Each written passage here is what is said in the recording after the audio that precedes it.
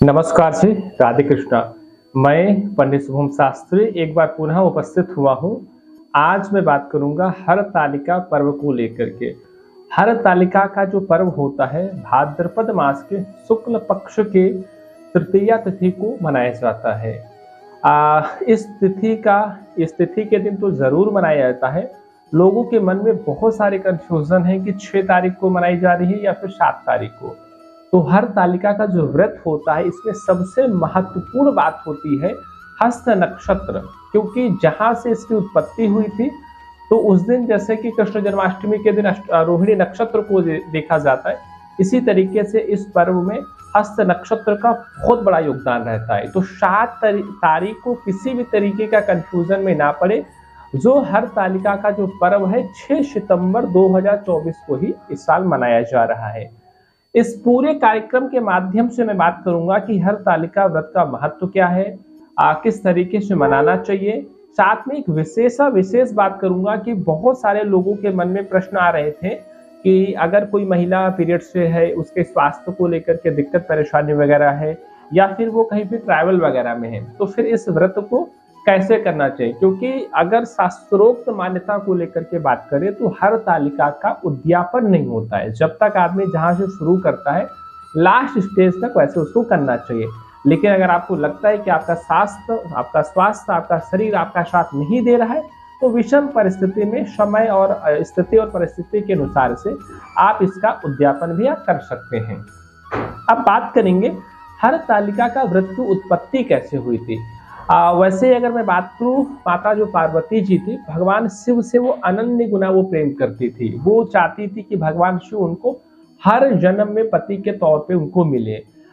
एक बार की बात है कि देवऋषि उनके पिता के पास में भगवान विष्णु श्री को लेकर के पार्वती जी के विवाह को लेकर के प्रस्ताव लेकर के जाते हैं, तो उनके पिता बहुत प्रसन्नचित होते हैं। लेकिन होता फिर क्या है, माता पार्वती जी को ये जब बात पता चलती है तो वो इस चीज से बहुत ही खिन्न होती है और बहुत ही ज्यादा दुखी होती है, और वो अपने घर को परित्याग करके जो हिमालय का जो गुफा होता है वहां पे जाकर के वो विराजमान हो जाती और भगवान शिव जी को प्राप्त करने के लिए वो कठोर तपस्या करना शुरू कर देती हैं। कुछ दिनों तक तो वो जो बेलपत्र का जो सूखा पत्ता होता है उसको ग्रहण करके कुछ समय तक ऐसे ग्रहण करती हैं और उसके कुछ वक्त और कुछ अंतराल के बाद में पत्तों को भी वो छोड़ देती हैं और श्वास के सहारे वो भगवान शिव की तपस्या में लीन रहती, और कुछ अंतराल के बाद वो श्वास लेना भी बंद कर देती हैं। तो इस तरीके से उन्होंने कठोर तपस्या किया था। और जो हरतालिका जो मनाई जा रही, तो भाद्रपद मास का जो हस्त नक्षत्र था और तृतीया तिथि थी, और इसी के दिन माता पार्वती जी ने खुद से मिट्टी से भगवान शिव जी को, भगवान नर्मदेश्वर जी को, शिव जी को बना करके उनका उन्होंने आराध्य किया था, उनका उन्होंने पूजन किया था और रात्रि उन्होंने जागरण किया था और माता पार्वती निर्जला होकर के रह रही थी। तो लोगों के मन में उसी तौर पे भगवान शिव प्रसन्न होकर के उनको उन्होंने आशीर्वाद दिया था और माता पार्वती जी को पति के तौर पे भगवान शिव जी उनको मिले थे।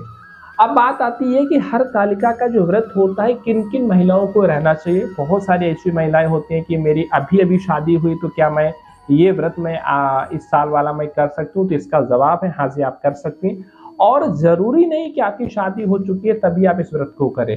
अगर आप अनमैरिड भी हैं, क्योंकि इसका महत्व ही यही है कि अगर आप अनमैरिड हैं तो अच्छे वर की प्राप्ति के लिए भी आप इस व्रत को आप कर सकती हैं।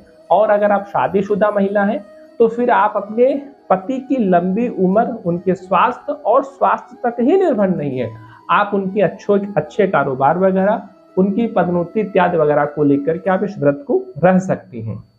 अब बात आती है ये कि कुछ ऐसी महिलाएं हैं जिनको पीरियड्स आ रहा है, तो इस व्रत का तो तात्पर्य यही होता है कि अगर आपने शुरू किया है तो बीच में आपको नहीं छोड़ना चाहिए। तो इसका तात्पर्य यह है कि जो श्रृंगार होता है 16 प्रकार का, वो आपको अपना श्रृंगार करना है। पूजन पाठ की जितनी सारी सामग्रियां होती है वो आपको लेकर के आना है या किसी से मंगवाना है। और जो आपकी सखी या फिर जो कोई भी महिला इस पूजन में सम्मिलित ले रही, आप उनको सारी सामग्री दीजिए और वहीं पे बैठे जो भी हरतालिका की जो कथा सुना रहे पंडित जी, उन्हीं के पास से कुछ दूर बैठ करके आपको उसको कथा का भी आपको श्रवण करना चाहिए। और जितने सारे प्रिकॉशन होते हैं, जितने सारे नियम वगैरह होते हैं, उन सारी चीजों को आपको पालन करने की जरूरत होती है, बशर्ते आपको किसी भी तरीके की कोई सामग्री आपको टच नहीं करनी होती है। अब बात आती है कि कुछ व्यक्ति, जैसे मान लीजिए कि कुछ व्यक्ति बीमार हैं, ऑलरेडी उनका स्वास्थ्य साथ नहीं दे रहा है, तो प्रश्न आता है क्या आप भी निर्जल रहना चाहिए? तो अगर आपका स्वास्थ्य साथ नहीं दे रहा है तो आप जूस वगैरह आप ले सकती हैं, सुबह या शाम आप फलाहार वगैरह ले सकते हैं, और बाकी के जो भी नियम, जो भी परहेज वगैरह होते हैं, आप उनको विशेष तौर पे आप कर सकती हैं। अब तीसरा प्रश्न आता है कि अगर आप ट्रैवल वगैरह में हैं, तो आप अगर हो सकता है जितना नियम, जितना परहेज वगैरह आप हो सकता है वो आप कर सकती हैं, और आप अगर 24 घंटा अगर आपको इमरजेंसी आई है तो आप तो जाना ही पड़ेगा, तो ट्रैवल वगैरह के दौरान में आप टेलीफोन में आप उनकी कथा वगैरह लगा करके भी आप उनको सुन सकती हैं। वैसे आपको नियम और परहेज वगैरह करना अति आवश्यक है।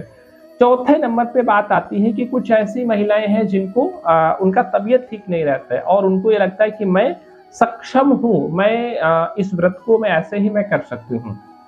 तो आपको मैं बताना चाहूंगा कि अगर आप मेडिसिन आप ले रही हैं, अगर आपको लगता है कि मुझे मेडिसिन लेना है और मुझे मात्र पानी में से अगर मैं पी लूँ तो मुझे कोई दिक्कत नहीं होगी, तो फिर आप मौसम्मी का जूस लेकर के आप उससे मेडिसिन खा सकती हैं, या फिर पानी से भी नॉर्मली आप खा सकती हैं, तो उसका कोई दोष आपको नहीं लगता, क्योंकि स्थिति, कंडीशन और सिचुएशन के ऊपर ये सारी चीजें निर्भर रहती है। इसमें विशेष रात्रि जागरण का बहुत बड़ा महत्व रहता है। दूसरे नंबर पे 16 प्रकार के जो स्त्रियों को लेकर के श्रृंगार बोले गए, तो पूजन के पहले आपको खुद को सजना चाहिए, संवरना चाहिए, और उसके बाद में जो श्रृंगार की सामग्री वगैरह होती है उनको आपको दान करना चाहिए।